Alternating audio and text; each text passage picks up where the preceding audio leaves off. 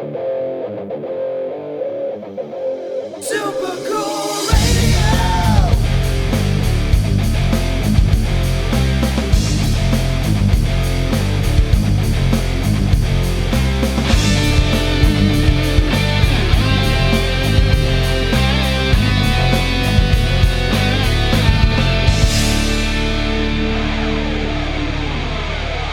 Hello everyone and welcome back to Super Cool Radio. Got a very special episode of Super Cool Radio in store for you guys. We are completing our trilogy of Wildstreet album reviews. My guest joining me at this time, he's a good friend of the show and the host of the Krash Kourse Metal Show on YouTube. Please welcome Trevor Krash Knight.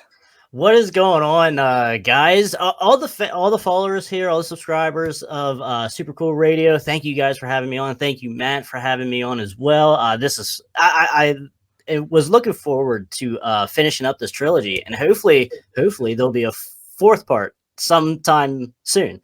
But we could certainly finish the Wildstreet 3 here. I'm quite excited to talk about this album, and yeah, thanks again, Matt, for having me on.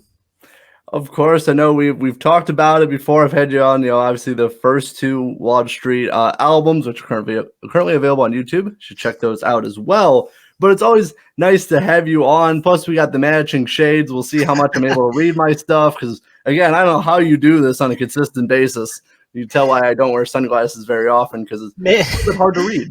Maybe that's why I'm losing my sight the last couple of years now. I don't know. Could be. But before we jump into everything, so obviously, Krash, you are the host of the Krash Kourse Metal Show. So for any of the new audience we have this year, and for anyone who hasn't checked out the previous two episodes and album reviews, what is the Krash Kourse Metal Show? So, thank you, Matt, for the introduction to the Krash Kourse Metal Show. We basically are kind of similar to what Super Cool Radio is, but we kind of delve more into album reviews, more into we do interviews as well, like you, but I cannot do 9 interviews in 3 days like someone across from me here does. Very, very good and professionally done. But yeah, we do album reviews. We do reactions sometimes. I bring all kinds of different guests on, musical guests, and also just fans of music and get their personal opinions and angles on things. I bring, even after having interviews with artists, I bring them back on and we talk about music as well in different episodes. So I like to keep it pretty much whatever the fans or subscribers comment and, want me to bring to the show, I'd like to do. My channel is everyone's channel. That's how I like to view it. Whatever, but I do kind of keep it in the realm of, like, say, glam, hair metal, power metal, thrash metal, anything in the metal field and hard rock field we like to do. But sometimes we even touch on blues once in a while. So yeah, enough of me rambling. Thank you, Matt, again for the intro to Krash Kourse. Of course, no problem. I really like everything you've been doing lately. You've had some great guests I've seen on your show as well. Plus, you've had some really great album reviews I've watched as well. I'll leave a link for the Krash Kourse Metal Show YouTube channel in the description of this podcast. I would encourage everyone to check out and subscribe. Thank you, everybody. So now, let's dive into our topic for this episode. It is obviously Wildstreet 3. As I said, we are completing the trilogy. So before we start talking about the songs on this album, I want to talk about the, to me, killer artwork. But I'd like to get, Krash, your thoughts on them before I talk about my thoughts. Certainly different. Certainly different in the Wildstreet life of things, because obviously their first 2 album covers is a picture of the band at the time and also a picture of Hot Rod, if you will. And this one here is just basically all artwork, as you can see. And I also like the inserts here, the inner artwork as well, because you do have a picture of the band drawn up kind of in similar fashion to the front cover here. The colors are very different, but it certainly sets a tone, I think, for the music as well, which we will get into here shortly. I think it really sets a special the certain kind of darker tone that Wildstreet has not done on the first two releases. So it's quite interesting, actually. And that's pretty much my view. I like it. I do like the artwork. It's very cool, very different. I don't know of another band that I've seen that I can think of off the top of my head that has this kind of artwork. Such a drastic change from the first couple releases of a band, so very cool. Matt, yeah, what are you thinking here with this cover? Honestly, it's my favorite out of all of the three that we have talked about. This is my favorite. I think it looks very badass. It is a drastic shift from kind of having more like real, obviously this is created artwork that someone had to create compared to more like a photo of a band or a photo of a hot rod. It is, I think, very different, but is also my favorite. I really like the pink and the purple in there. And like, the severed head on the, I think, hot rod, I want to say at the bottom of this, I like to say. Yeah, I was going to say, it does look similar to that on a motorcycle. I can't tell. It does look similar to the like front end of the hot rod of like the second album. So yeah, it might be a nod back to the second album. So, but to me, it looks gory. It looks gruesome. It makes me excited to like listen to this album. I think it's very well done. All the artwork and the cover, the and the inserts as well. Plus, I don't know if you saw the vinyl of it, which is the bigger artwork. To me, that just looks so sick. It reminded me of like those, your wheelhouse right here, like those 80s glam rock artworks. How over, like not like more flamboyant, more right, kind of drastic, but also very cool at the same time. A little bit like say like a Pretty Boy Floyd, how their front cover was, but obviously this Wildstreet cover is a little bit darker than that, but in that same manner, and it is really cool. And it even like to another form of like even kind of like how Megadeth, like Rust in Peace and stuff like that, it's similar to that as well. So it kind of does certainly have a life of its own here, and especially when you listen to the album, which us as music fans usually we like to look at the cover, whether it's the CD cover or the LP cover, and just dive into the artwork and the whole lyrics and everything while we're listening to it, and that just brings a whole new life to the music. Oh yeah, for sure. And last thing I want to say about the artwork, and then we're going to dive into the first track. It is darker for Wildstreet, but also throughout this album, like I've noted, especially 2 or 3 songs that are a lot darker tones for Wildstreet, and I think the cover is a good representation of the tones and vibes that they were going for. I'm pretty much right there with you. That's certainly the first thing that you take notice on the first spin of this record. Oh yeah, for sure. So now let's dive into the first track, which is Tennessee Cocaine. If you don't mind, I'll take the lead on the track, yeah, sure, if you don't mind. So first one up, Tennessee Cocaine. This is actually my pick for my favorite song off the album. They close out the set. Obviously, you've seen them more than me, but they close out the set with Tennessee Cocaine. At least I'm pretty sure. I'm not sure about this year or last year because I haven't seen them. But do they still close out with Tennessee Cocaine? I think the last year that I seen that they did in the States, or that was around me, like last year or last summer, was Want to Get It On. I believe that was really? I think that might have been because I really requested it. That might have been just for me because I don't. Whenever I see Eric, I don't leave him alone.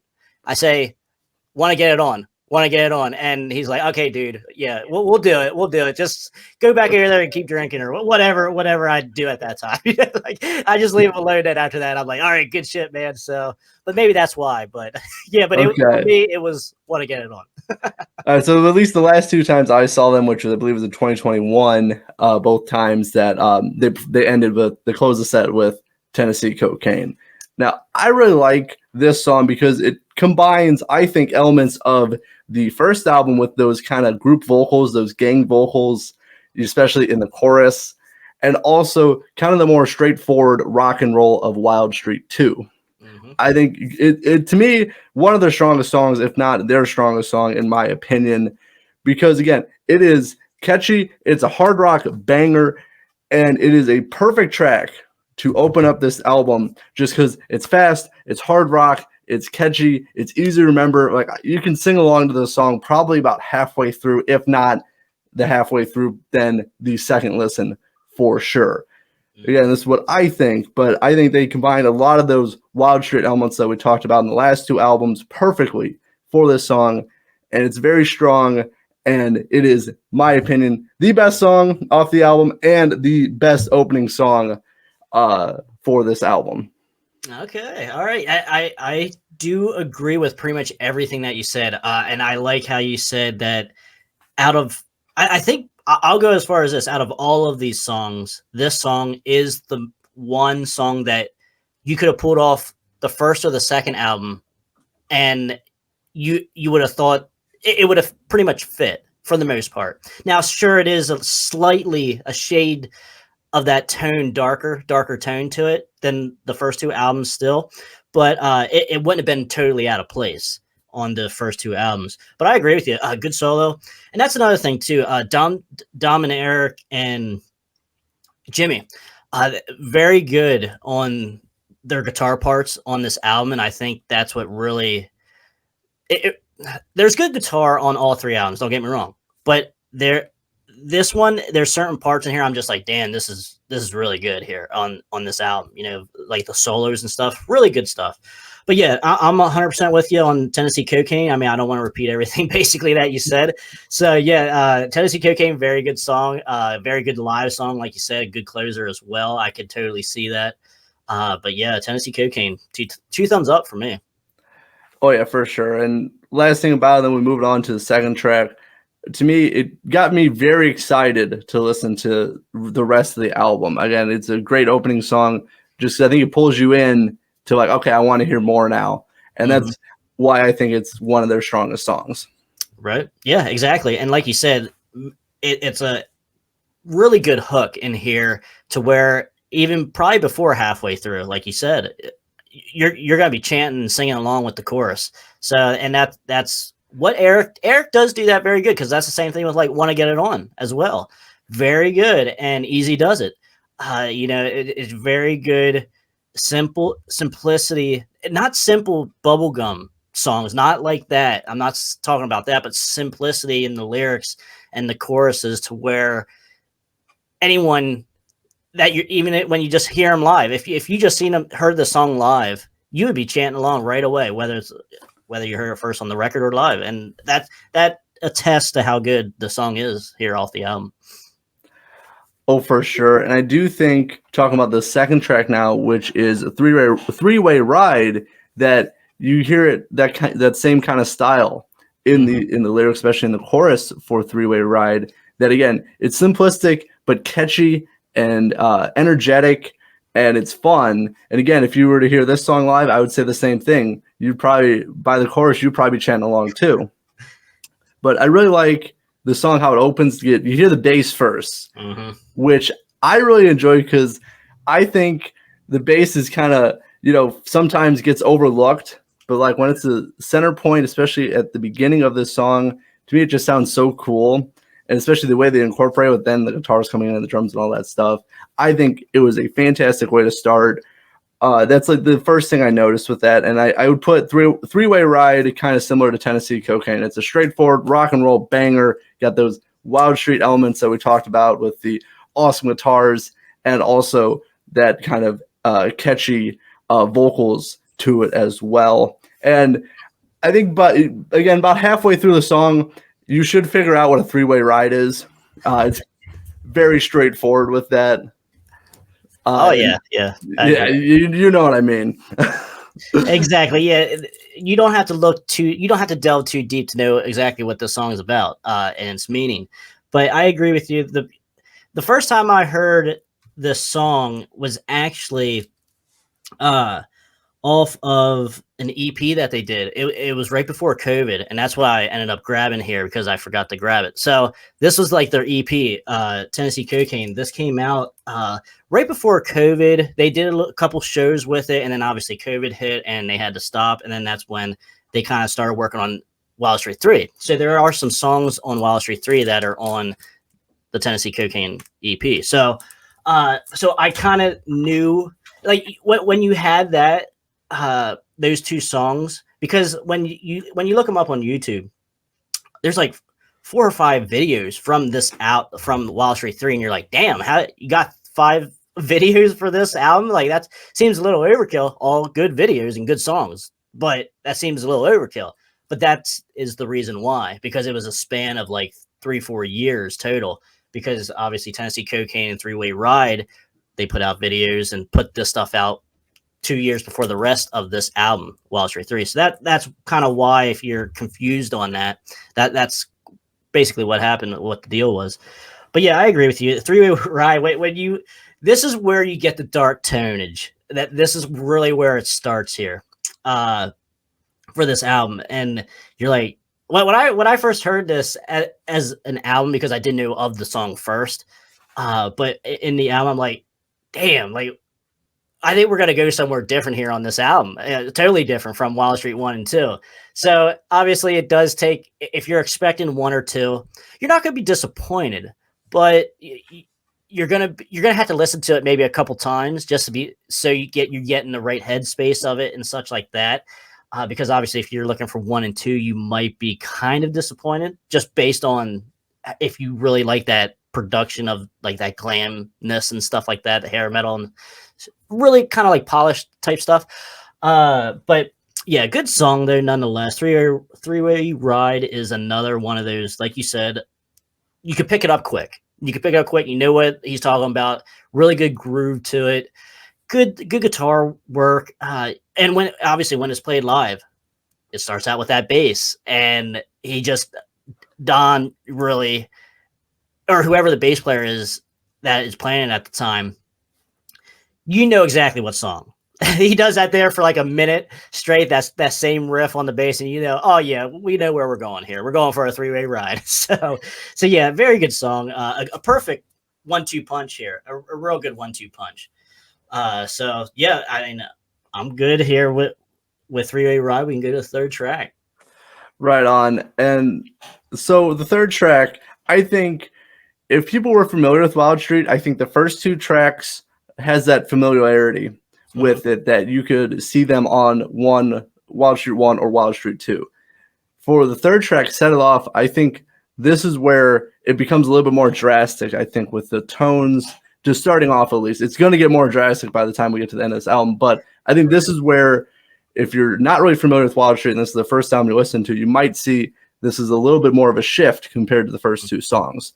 The reason I say that, you can hear it has more of that guitar effect, especially when the song starts, and you kind of hear it a little bit with those kind of the vocals and the guitar. It has a little bit more of electronic sound, but they're using pedals and effects, is what I mean by electronic. You can tell it's not a straightforward rock and roll sound compared to the first 2 songs, at least in my opinion. You can tell they're starting to change it up. They still have that kind of catchy vocals too, especially, during the chorus. So it still has that similar songwriting, but you can tell they're adding different elements with the guitar and vocals. I think it's a great song. It was actually one of the first songs after that EP that I heard. I think it was like their first single that wasn't already previously released on the EP. Right. I believe it's, if not that one, I think it was the next track we're going to talk about. But it is a great high energy rock and roll song, but you are starting to see a little bit of that shift that we're going to see a lot more of later on in the album. Right. Yeah. So for me, Set It Off is probably my favorite song off the album. And I like how it, so this is kind of like goes against a little bit of what I usually like, if you will. I like, it kind of sounds a little modern. It doesn't sound like anything else Wildstreet did up until that point, and probably even still, to be honest with you. And it's different, and I think that's kind of what I like about it. But you are correct there. You're starting to see even more of a change here with the direction that they're going to be doing with the tone, with everything like that. There's Eric's not rapping or anything like that, but he is speeding up his lyrics and like his vocals and stuff. So it's kind of like trying to get it out a little bit quick, a little bit of rhythm to it. And whoever does this guitar solo, which I'm guessing Dom does, Very good stuff. Very good stuff. One of my favorite solos off the album. And I kind of like everything about this song. And whether it would have been produced as far as like the first or second album type production, I would probably really like it. And even with this darker tone type production, I really, really like it as well. So all around, set it off really good. Very good guitar work throughout. Eric sounds good. The whole band sounds good here. But yeah, probably my favorite one off the album. No, right. I think it's definitely one of their strongest songs. Again, it has all those Wildstreet elements and kind of the new elements that they are starting to throw in on this album. It is an amazing song. I could definitely see that for being the best song, or at least your favorite song off the album. Mm-hmm. Oh yeah, 100% for me. So, yep. So now this might have been the first single, the first new single for this next track that I'm talking about. That is Still Love You. I think that came out before Set It Off. I might be getting mixed up, but I think it was the first one. But yeah, I can't. Don't hold me to it. I can't remember which one did come out first. Maybe Set It Off was just a lyric video too, or I can't remember if. Yeah, I can't remember that far back. But they came out very close together is what I'm trying to say. Right. Before we get into the weeds about everything, the point I was making was these came out, this was Still Love You and Set It Off was like the new stuff that was that was not previously on the EP. Correct. And this is the first slower song, because the first three absolute bangers, rock and roll, they're fast, they're loud, and they're fun. Still Love You goes way into a different direction. Now, it's a great song. I think it's a fantastic song, but you can tell, obviously, it slowed down. It's the first slow song on this album. To me, it's very reminiscent. If you would have put Still Love You like on the first album, I don't think anyone would notice a difference. Right. It would fit in so well. And that's what it really reminded me of when I was listening to this, when I was making my notes for this album review. I was like, man, this could be on the first album. It's so well written, in my opinion. And it goes back to how strong of a songwriter Eric is to pull that off. And I really like where they put it in the fourth song slot, because you have those first three that really get the energy and the blood pumping, and then you kind of reset things a little bit with Still Love You. And I think it's a very emotional song. You can really hear it and you can feel it in the lyrics. Like, I felt this one. You can apply it to many different situations. I think that if anyone went through like some type of heartbreak or loss, this song, like you will understand this song. Oh yeah, I agree with you pretty much wholeheartedly, because like now that you say that, how we were comparing the first half of this album as where we can kind of see Wildstreet from past years, and now after this track, you can see where Wildstreet 3 at the time, or like where Wildstreet was at that time of this release. But yeah, for Still Love You though, very good ballad. In the video, Eric does pretty much, I think, all the solos and most of the playing. So which was very cool, because obviously Eric is a good guitarist as well, very good, and he just does very good a good solo here throughout. Does, like you said, good lyrics. It's just a really good love song, and like you said, you could put it on any of the other albums, and it would you wouldn't bat an eye. Just like I said, you could tell just a slight pinch in the production is just a little darker. But other than that, though, yeah, you could easily put this on the first two albums, and lyrically and such, and musically, it would fit just fine. But yeah, Still Love You, really good stuff. Really good. Oh yeah, for sure. I think it's so well written and so well produced and just performed. It's a really great song. And I would say, again, if anyone who was not or who was or maybe not familiar with Wildstreet, I think the first four songs are a great representation, especially if you are familiar with Wildstreet. Those first four you'll feel right at home listening to. Right. Yeah, just with a little bit of warning. to say where the rest of this album, because it doesn't go full. It doesn't do a deep dive like the second half of the album does. They kind of like go in the child's end and are like, yeah, we're trying to do a little something different here, just see what you think. But yeah, here's some of the stuff for you classic, for you old time fans. But yeah, very good. First half of the album though, 1 through 4, solid. Right up there with any of the other 2 albums. Their first halves as well. Very good stuff. Oh yeah, for sure, 100%. I say first 4 songs, I say 10 out of 10. They are fantastic songs, and it's just such a solid first half of the album. Now it's going to be interesting because now we're talking about the first half of that album. Now we'll be diving. You said we're in the shallow side of kind of dealing with a little bit darker tones. This next song, we're plunging headfirst in. I will tell people that right away, and you know exactly where I'm going. Let's go there. So it is Midnight Children. I say this one, and then the last song we're going to talk about, the final track, definitely in my opinion the darkest song. Like they go pretty much full like those dark tones and vibes in Midnight Children.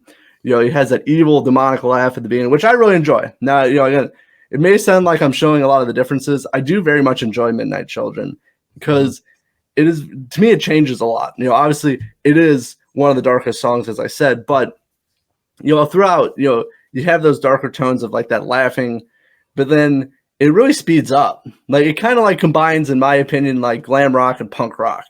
You know what I mean? Yeah. And I know that's a good point. When I talked to Eric for the album release, he was kind of like, he kind of related to like early Judas Priest. And I can definitely see that with this song, just because it's heavy, it's fast, it's loud, and it's dark. I think that's if I had to choose 4 words to sum up this song, I would say it's those. But also at the time, it still has those Wildstreet elements of those group vocals. You can hear, especially in the chorus when he says we're midnight children. It has, so it's kind of like, it has that old school Wildstreet vocals, but it is in a very different direction with those darker tones. And this is, it's extremely dark is what I'm saying, but I like that it quickens the pace. For the song, it moves. It's very dynamic. This song is very dynamic because there's some slower parts, especially starting out, but then they will really rock your face off at certain parts of the song. Right. Yeah, and that was the point I was going to make. There are certain shorter parts that are a little slower than the rest of the song, especially when he talks, like when he says "Midnight Children" and such. But yeah, this is where, like we said, you're going into the deep end here. But you even with these last 4 songs, you still know it's Wildstreet. It's not like something totally like out in left field or out in outer space and like what just happened here. Like you still know it's still Wildstreet. It's still there, but like I said, in the context of the first 2 albums, it's different. It's a lot different. So, but Midnight Children's fine. I don't necessarily skip it. It is on the iPod, so it's not, the whole album is on the iPod, so it's not like I don't want to speak for you, but I don't hate this song. I can listen to it still. I don't have a problem with that. I won't skip it. But yeah, but you can totally tell there's something going on here that, we're moving in a little bit of a different direction. But still, the musicianship is still really good, still worth listening to. Like I said, I don't skip it, but not my favorite though. I can see that, and I do agree with that to some degree. Like, I don't think it's a bad song by any means, but I would say, like in the course of this album, with how strong the first half was, I think it's still a good song. I think they're trying something different, right. And for what they were doing, especially being, again, to some degree drastically different to what they were at least doing, at least the songwriting and style, it is very different for Wildstreet, especially coming in at about almost 5 minutes. I think it's 4:50. I think right. It's very different from previous Wildstreet songs, and I think for trying something different, I think they did it very well and a very high caliber. So I still enjoy the song. Yeah, and that's, you can say that for. I'll say that for the whole album. I mean, even though the direction I liked the sound of 1 and 2, and this was a little bit of a. I had to listen to it as an album like once or twice to really like get the concept of like where we're at here. I do enjoy it more now than when I first listened to it. I will say that, but yeah, it's certainly. It just sounds a little more modern, you know, as a whole. But yeah, Midnight Children is a good song. Like I said, it doesn't get skipped, but yeah, I think we can kind of say the same for the rest of the three. But so yeah, we could move on. Yeah, it's going to be a little bit different, but for the next track, which is Born to Be, I think returns a little bit more to the Wildstreet sound, but you can tell it's more modernized compared to like the previous, like the first half. This song, I think, includes some more modern elements. There's more, you can hear like more electronic. I think maybe there's a keyboard in this one. It kind of sounds like it, or at least some keys of some sort, or at least pedal effects to make the notes sound higher. I think not a musician, right? But from at least what I can tell by listening, they're definitely including some more modern elements in there. And it does have, like, I know you talk about those solos a lot. I do got to talk about it. It has a great solo that, like, you can tell, like, it starts off a little bit slow, but then by the end of the solo, it shreds. It really rocks. And I thought that was really cool. I think that is a great highlight from Born to Be. And obviously, I'm going to talk about this later by the end of the song, but it is a little bit, the flow is a little bit odd for the second half of this album. I will talk about it more at the end, but I just want to say that right now. Coming off from Midnight Children, going into Born to Be, which is more of just a straightforward rock song with some more digital electronic elements to it. It's a little odd. It's a little jarring, at least for me, going from that, Midnight Children to Born to Be. But that's just my opinion. Yeah, Born to Be, I'll say, like I said, nothing really gets skipped or is not on the iPod, but if someone says to me next week, hey, tell me what's Born to Be sound like, or do you like Born to Be? I'm going to be like, I'm going to have to think about that because it's probably the least memorable song on here for me. I even like right now, I just listened to this album today and I'm kind of forgetting I know how like kind of like the chorus goes, but the rest of the song, I'm kind of like, man, I don't kind of remember like what this song is or what it sounds like or how I even really feel about it, other than not really that memorable. But other than that, though, like it's all right. Nothing. Like I said, nothing hateful, but just the least memorable song on the album. It's interesting you said that because I was going to say that about the 7th track.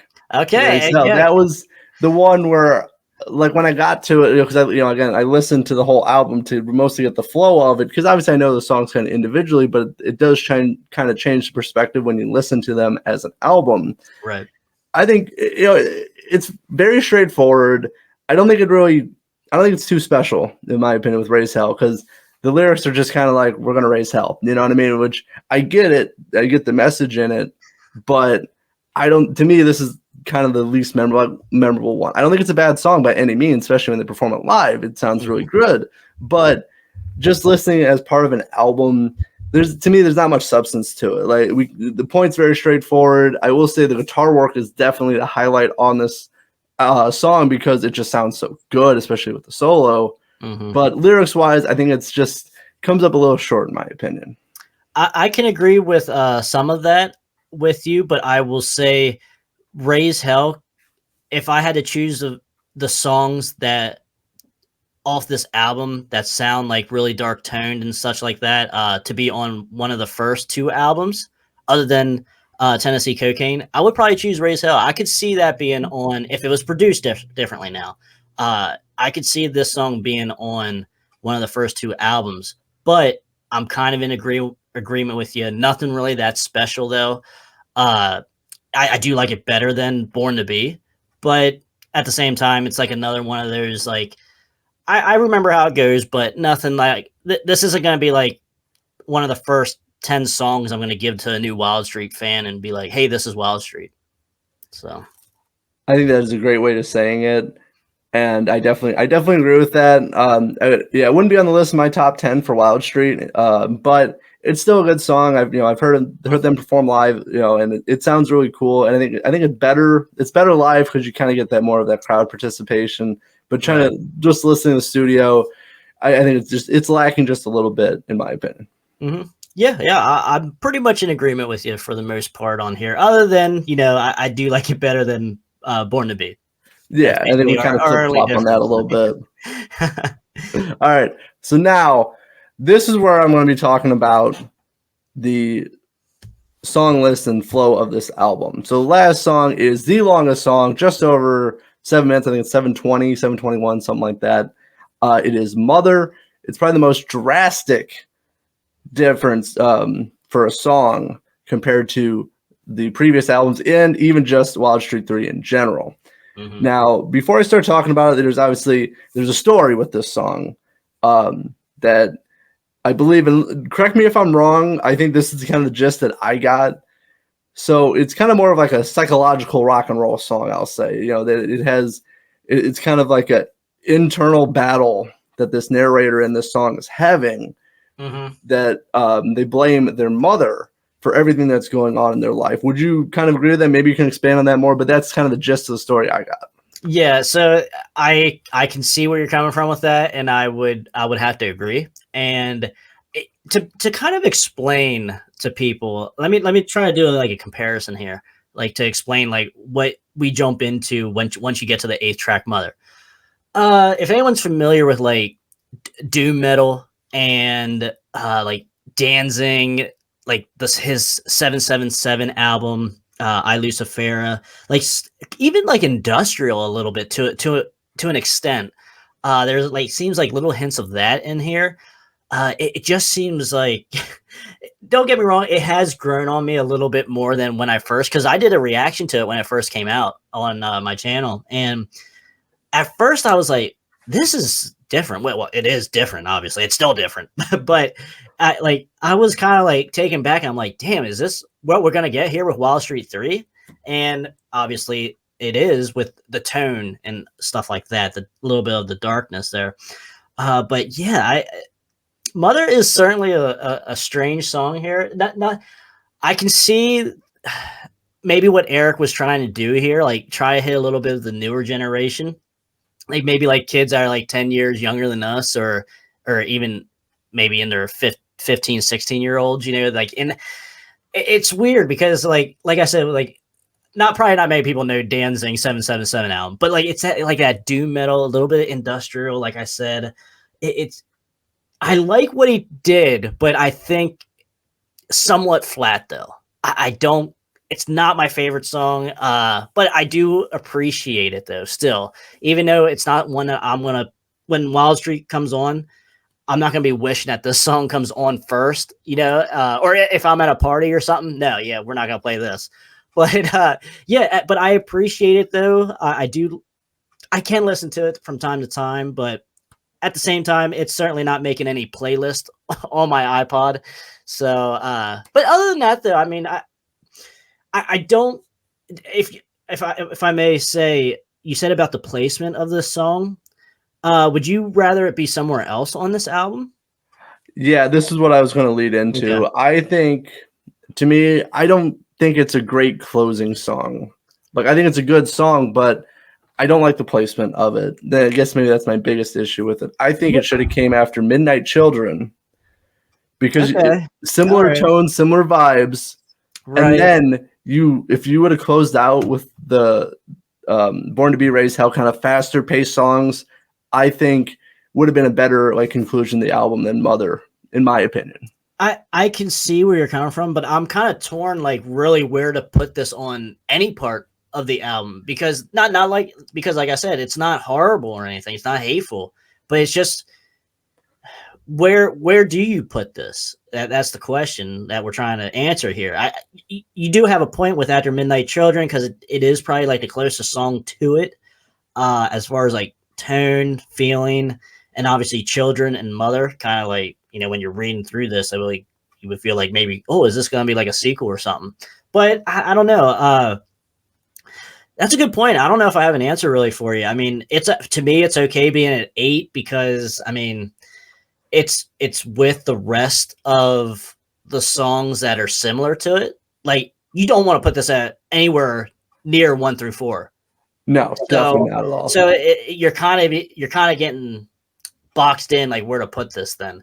So, but I could go either way with where it's at now or at 5 or after Midnight Children at 6. So yeah, I'm open to the discussion of either one. So yeah, I think it maybe would have helped just a little bit, in my opinion. I do think this song, I think, sounds better if you were just to listen to this by your like just separate, not as part of an album. I think it's very well written. I think it's really good. I know, again, when I was talking to Eric for our second interview, that he was listening to a lot of grunge when he was writing this. That makes sense then. Yeah. So like Soundgarden, Audio Slave, that kind of stuff he was listening to, and you can definitely see it. I think the production seems a little different on this one. I think it's a little bit I think a little bit more gritty. It's got some more grit to it, in my opinion, for some parts of it. It still has that same production level. I'm not saying they stepped down, but I think they did a little bit different with Mother.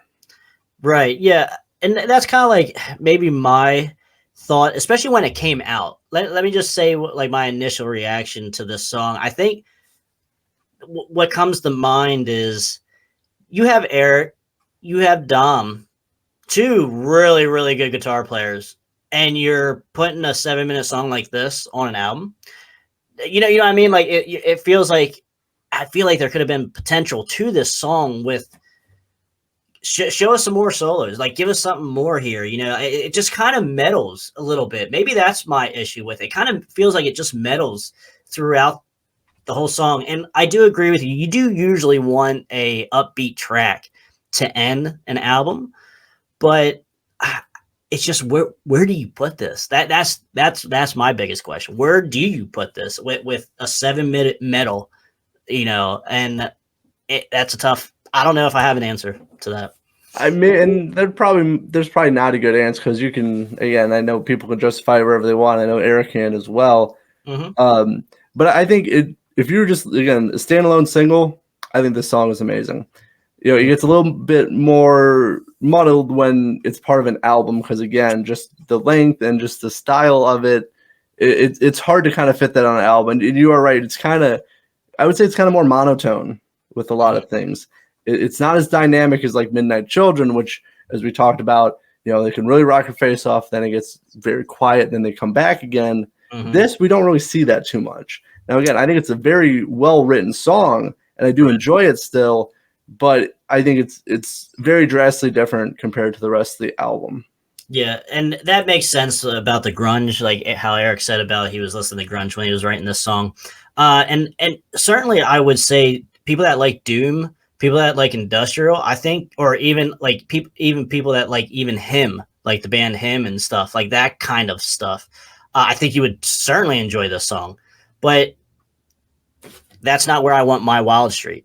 You know, when I would go for Wildstreet, I want something off 1 and 2 as a whole, you know, and but yeah, I think that's just basically where I'm at. I appreciate the him trying to do something new, do something different, and like I said, I still listen to the song, but I just feel like it didn't go at full potential here. That's my only gripe, I would say, with the song. So, and I can definitely see that, and as we've talked about with it as well. Mm-hmm. But I think I think we did cover all 8 tracks off Wildstreet 3, gave our opinions on it. We've listened to this multiple times, or at least a few times. Oh yeah. And we've made notes. Is like I have even busted out my old notebook I have that I have all my other album reviews in there.